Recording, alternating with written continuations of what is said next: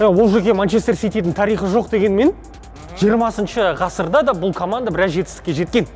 Мысалы 1936-37 жылғы маусымда Ман Сити бірінші дивизион, қазіргі премьер-лиганың чемпионы болған. Чемпион болған екен ғой бұлар, Иә.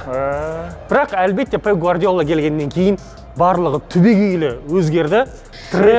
Шейхтар келгеннен кейін десең болады негізі. Мына футболист танып тұрсың ғой, Анелька ойнаған екен бұл жерде. Анелькада ойнаған және Винсан Компани Манчестер Ситидің нағыз аңыз футболшысы. Сол нағыз тарихы осы 2008 жылдардан басталған болып тұр ғой. Компания келген, ақша келген, шейхтар келген дегендей. Сол кезде енді ақша салғаннан кейін стадион салған, чемпион болған, ары қарай тарих енді бәрі. Манчини чемпиондықты әперді, одан кейін Пеп Гвардиола. Манчестер Ситидің тарихындағы ең ұлы футболшы мен үшін мына футболшы. Агуэро.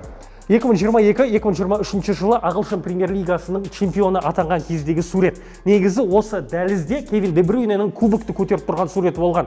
Бірақ Пеп Гвардиола бүкіл команданың футболшылары болсын және кубокты ешкім көтермесін. Осындай суретті табыңдар да мына жаққа жабыстырып қойыңдар деп тапсырма берген.